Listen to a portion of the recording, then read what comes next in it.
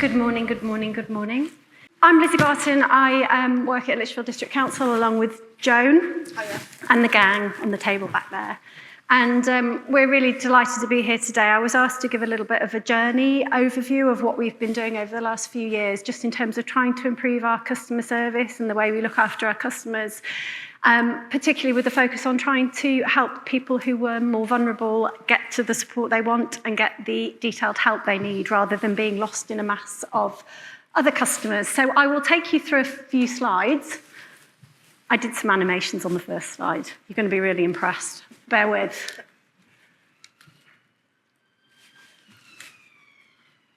Are you impressed? Are you impressed?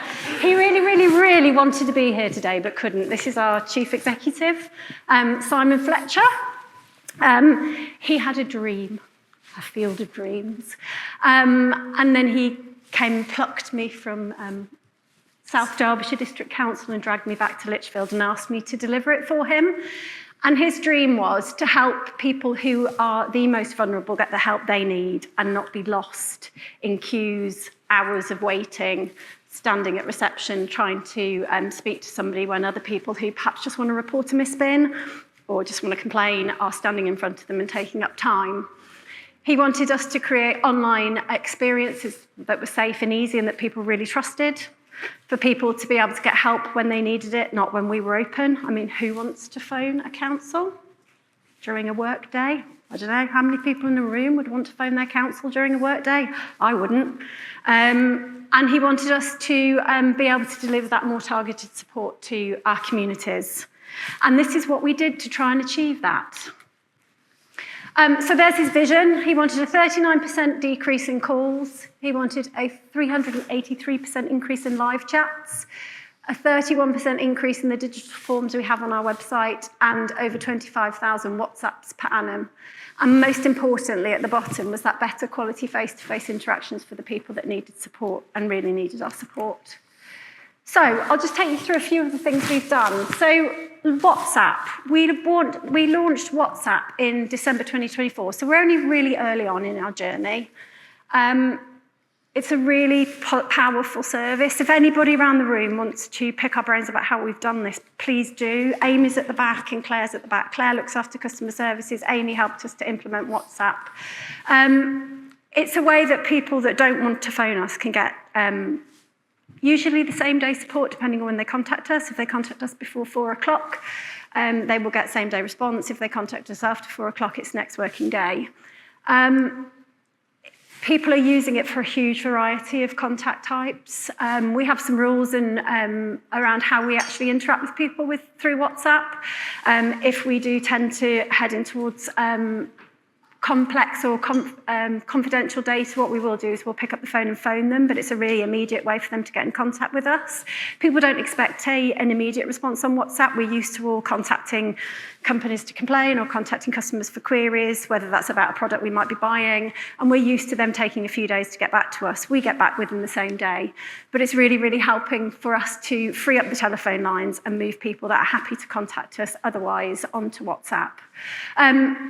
Next up on WhatsApp is we're looking at AI on WhatsApp, so we can actually, instead of having just unstructured data coming through the WhatsApp channel, we're actually moving people to having automated responses through WhatsApp. But again, we can talk you through how we've done that.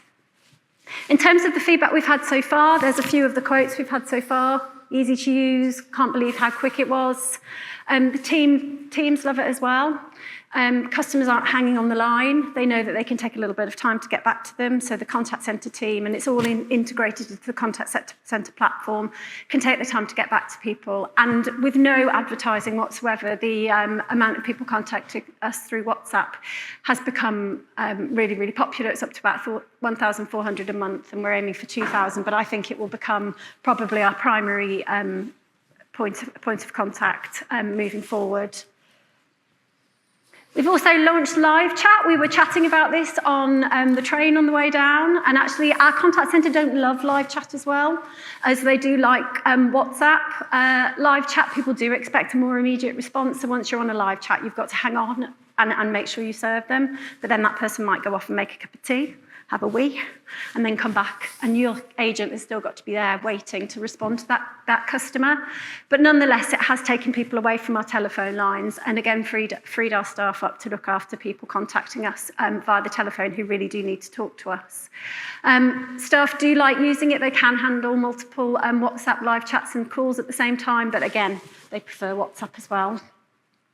So in terms of, someone turned that pink. Siraj, you turned that pink. We don't hate bots, but we did have a bot on our website, which was dreadful. And the feedback we've had on live chat is up there for you to see. Customers really, really like it. They love the fact they're actually talking to a real human being and that it's not a bot. And we've had really, really high take-up of that as well. I'll hand over to Joan about the single online form. Hi, good morning, everyone. Pleased to be here. So I asked Lizzie specifically to talk about single online form. When the digital team was set up 3.5 years ago in Lichfield, our website was a mass of loads and loads of forms, and customers had a real journey to actually find the right form that they needed.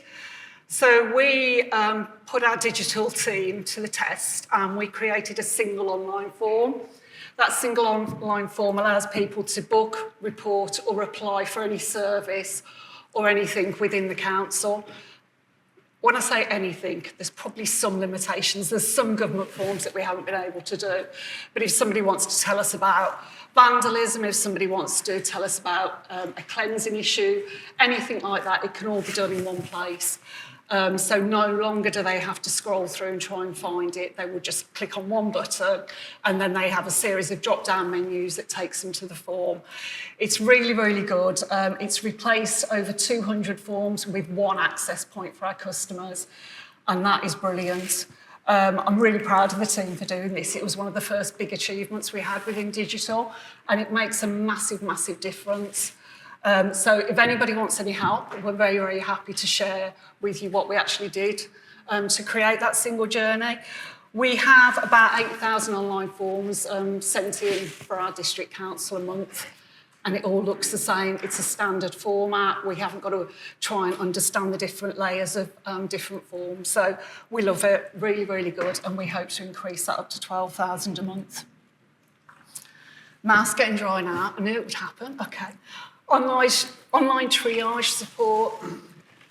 A lot of customers were coming to us asking for things that fundamentally we would say no to.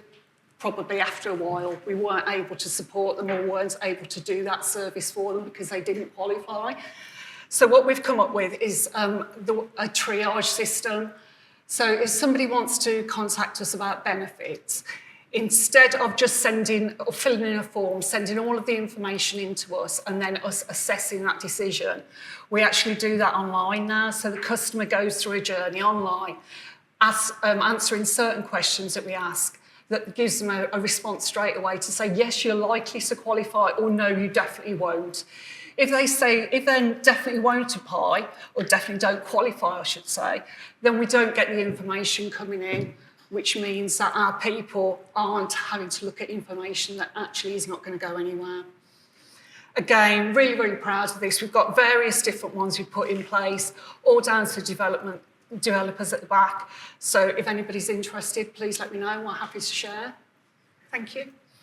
I think one of the key things for this is the amount of data that we used to hold. We'd have people submitting bank statements, birth certificates, everything. And it would all go in, and it would wait maybe 12 weeks for us to process an application. And then we'd turn around and say, well, no, you're not eligible, and actually, hey, have all your data back. But we didn't, because it was stored in some god-awful system somewhere, and we never needed it in the first place. So the key thing for us here was actually stopping us collecting data we didn't need to hold, which has been really, really important. AI on the phones, and this is where we're hoping Jadu and 8x8 may eventually work very closely together. I'm not sure, Mark, you would call this AI. I'm not very well versed in the world of AI, although I am launching myself into it. This is where our brilliant customer services team at the back can craft responses to the most common queries. Customers call us, They speak their inquiry to our telephone and then they get those handcrafted responses back. And we have full statistics to show how well that they've been responded to, whether people have been happy, whether they've said, let me just speak to somebody real. Since launching this, which must have been, Claire, about 4 months ago? Was this December as well? 7 months ago.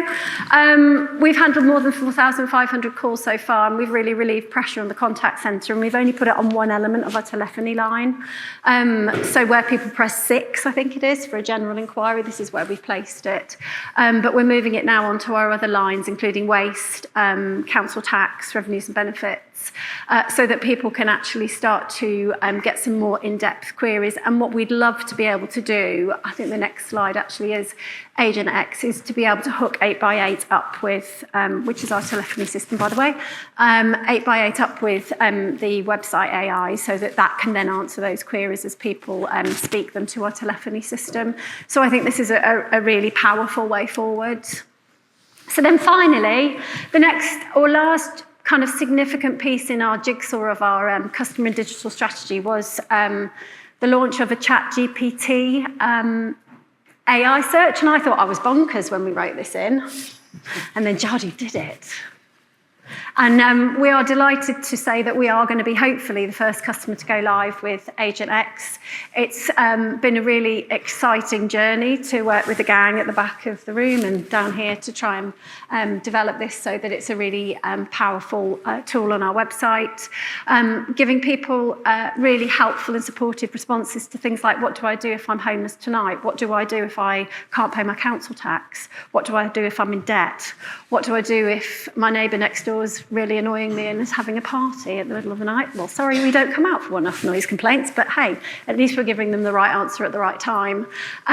So yeah, it's not live yet, although I think you've got a QR code on your table, so you can give it a whirl. I think we've got a little bit more development to do before we launch it, but it's really exciting, and we're hopeful it will prevent all of those people that currently call us because they can't find what they want on the website to be able to find it themselves online before calling us, hopefully making Amy and Claire's job much, much easier. So I think, if I'm not wrong, oh, it's my boss again.